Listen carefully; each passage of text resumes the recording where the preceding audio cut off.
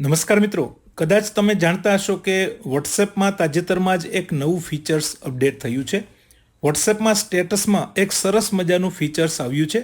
નવા ફીચર્સ પ્રમાણે વાત કરીએ તો હવે તમે કોઈ પણ ફોટોની સાથે ગીત મૂકી શકો છો. અત્યાર સુધી આપણે અન્ય એક બીજી એપ્લિકેશનમાં ગીત એડિટ કરી અને પછી એક વિડીયો ક્લિપ સ્વરૂપે સ્ટેટસમાં મૂકવું પડતું હતું, પણ હવે આટલી મહેનત કરવાની જરૂર નથી. વોટ્સએપમાં જ આપણે ફોટો સિલેક્ટ કરી અને જે ગીત મૂકવું હોય એ ગીત સિલેક્ટ કરી અને મૂકી શકીએ છીએ. એકદમ ઇઝી છે. ફક્ત એટલું જ નહીં, જો તમારી પાસે કોઈ વિડીયો હોય અને વિડીયોમાં પણ તમે બેકગ્રાઉન્ડમાં તમે જે ગીત મૂકવું હોય એ ગીત મૂકી શકો છો.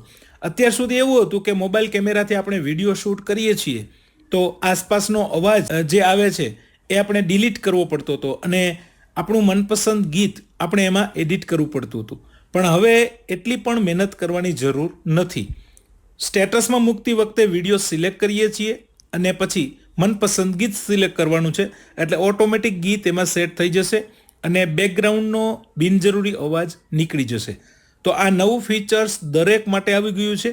આનો ઉપયોગ કેવી રીતે કરવો અને ક્યાંથી મળશે એના માટે આ વિડીયો ખાસ એન્ડ સુધી જોઈ લેજો.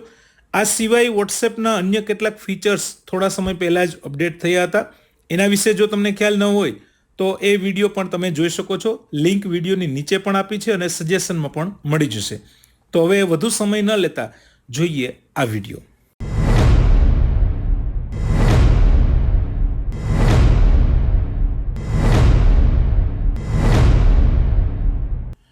તો આ ફીચર શું છે પહેલાં એ સમજીએ. વોટ્સએપ ઓપન કર્યા પછી નીચે તમે જોશો તો અપડેટ્સ ઓપ્શન મળશે, જ્યાંથી આપણે સ્ટેટસ મૂકી શકીએ છીએ. તો અહીંયા સૌથી પહેલાં આપણું જે સ્ટેટસ જે બતાવે છે એડ સ્ટેટસ, એના ઉપર ટચ કરવાનું છે.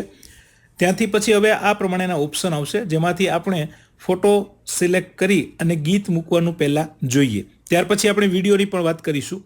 તો હવે આપણે જે ફોટો મૂકવાનો છે એ ફોટો અહીંયાથી આપણે સિલેક્ટ કરવાનો છે ગેલેરીમાંથી. અહીંયા તમે જોઈ શકો છો કે મેં એક ફોટો સિલેક્ટ કર્યો છે. હવે અહીંયા ઉપર જે કેટલાક ઓપ્શન મળે છે એમાંથી જુઓ, પહેલા જ નંબરનું ઓપ્શન છે મ્યુઝિકનું આઇકોન છે, એના ઉપર ટચ કરવાનું છે. ત્યાર પછી અહીંયા તમે જોઈ શકો છો પોપ્યુલર ઇન ઇન્ડિયા, તો કેટલાક ગીતનું લિસ્ટ તમને જોવા મળશે. ગીતનું નામ અહીંયા ડિસ્પ્લેમાં લખ્યું હશે. અહીંયા પ્લે બટન છે, એના ઉપર ટચ કરી અને તમે ગીત સાંભળી પણ શકો છો કે આ કયું ગીત છે અને શું વોઇસ છે. દરેક ગીતમાં પ્લે બટન છે, તમે સાંભળી શકો છો. અને આવી રીતે આ લિસ્ટ ઘણું મોટું છે. એમાંથી તમે જે ગીત રાખવા માંગતા હોય એ ગીત રાખી શકો છો. અહીંયા ક્યારેક એવું બને કે આપણું મનપસંદ ગીત આમાં ન હોય અથવા તો આ લિસ્ટ ઘણું મોટું હોય, તો અહીંયા ઉપર સર્ચ સોંગનું પણ ઓપ્શન છે. અહીંયા ટચ કરી અને અહીંયાથી આપણે સર્ચ કરી શકીએ છીએ. જેમ કે તો કોઈનો બર્થડે હોય તો આપણે બર્થડે સોંગ મૂકવું હોય, પોપ સોંગ મૂકવું હોય, ગરબા, ધૂન, મનપસંદ કોઈ પણ સોંગ, તો અહીંયા સર્ચ ઉપર ટિક કરી અને ગીત આપણે ટાઈપ કરીએ, ગીતના શબ્દો. અહીંયા તમે જોઈ શકો છો કે મેં એક ગીતના શબ્દ ટાઈપ કરેલા છે, તુમ હી હો. તો એ શબ્દથી જેટલા પણ ગીત હશે એ ગીત અહીંયા લિસ્ટમાં આવી જશે. અલગ અલગ ગીતનું લિસ્ટ તમને મળશે. અહીંયા ગીત છે એ તમે અહીંયા પ્લે કરી અને સાંભળી પણ શકો છો કે આપણે જે ગીત મૂકવા માગીએ છીએ એ જ છે કે બીજું છે. સાંભળી લીધા પછી આપણને એમ થાય કે હા, આ ગીત જ કન્ફર્મ છે અને આ જ મારે મૂકવું છે.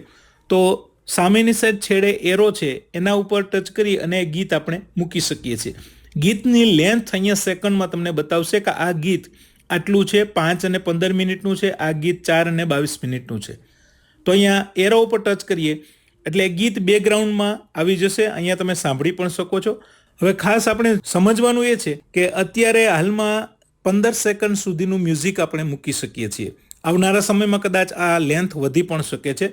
તો અહીંયાથી જ્યાંથી પણ આપણે ગીત સંભળાય, અહીંયા તમે ક્રોપનું ઓપ્શન જોઈ શકો છો.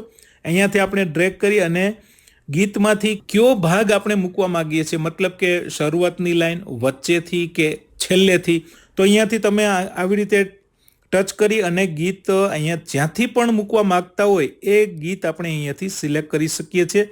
એ ભાગ આપણે અહીંયાથી રાખી શકીએ છીએ. ત્યાંથી પ્લે પણ થઈ શકશે અને આપણને ખ્યાલ પણ આવશે કે હા, અહીંયાથી જ આપણે રાખવા માગીએ છીએ. તો આવી રીતે આપણે અહીંયાથી ડ્રેગ પણ કરી શકીએ છીએ. ત્યાર પછી ઉપર જમણી બાજુ ડનનું ઓપ્શન હશે, તો એ ગીત અહીંયા સેટ થઈ ગયું છે. હવે આપણે ફક્ત સેન્ડના બટન ઉપર જવાનું છે એટલે આ ફોટોસ ગીત સાથે સેટ થઈ જશે. હવે એવી જ રીતે આપણે વિડીયો મૂકવા માંગતા હોય તો જ્યારે પણ આપણી રીતે સ્ટેટસમાં જઈએ છીએ ત્યારે અહીંયા નીચે જોશો તો એક આવું આઇકન જોવા મળશે. એના ઉપર ટચ કરવાનું છે. આપણા મોબાઈલમાં જે આલ્બમ છે, કેમેરા, વિડીયો, સ્ક્રીનશોટ, તો વિડીયો ફોલ્ડરમાંથી આપણે વિડીયો સિલેક્ટ કરવાનો છે. તો હું એક વિડીયો સિલેક્ટ કરું છું. અહીંયા તમે જોઈ શકો 56 સેકન્ડનો આ વિડીયો છે. પ્લે કરીએ તો વિડીયો પ્લે પણ થાય છે. હવે આમાં મારે બેકગ્રાઉન્ડમાં ગીત સેટ કરવું છે તો એવી જ રીતે અહીંયા ગીતના આઇકોન ઉપર ટચ કરવાનું છે. ત્યાર પછી અહીંયાથી આપણે જે ગીત મૂકવા માંગતા હોય ગીત સર્ચ કરવાનું છે અથવા તો અહીંયા લિસ્ટમાંથી આપણે મૂકી શકીએ છીએ. એરો ઉપર જઈ અને ગીત સિલેક્ટ કરી શકીએ છીએ.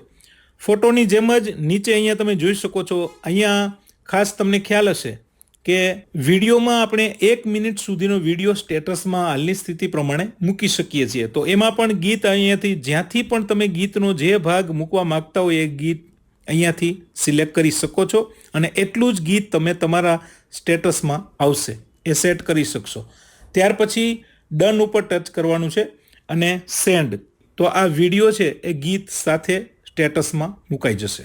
અહીંયા તમે કોઈ પણ વિડીયોમાં બેકગ્રાઉન્ડ ગીત અહીંયાથી બદલી શકો છો. તમારું મનપસંદ ગીત સેટ કરી શકો છો. જો આ ફીચર્સ તમારા મોબાઈલમાં ન આવતું હોય તો પ્લે સ્ટોરમાં જઈ અને સર્ચ કરો વોટ્સએપ. ત્યાર પછી જો અપડેટ આવું લખેલ આવે તો તમારે વોટ્સએપ અપડેટ કરવાનું રહેશે અને ઓપન લખેલું આવે તો એનો મતલબ કે તમારે વોટ્સએપ અપડેટ જ છે. તો તમારે આ ફીચર મળી જશે. તો આવી જ રીતે ટેકનોલોજીની નવી અપડેટ્સ માટે મારી ચેનલ સાથે જોડાયેલા રહેજો.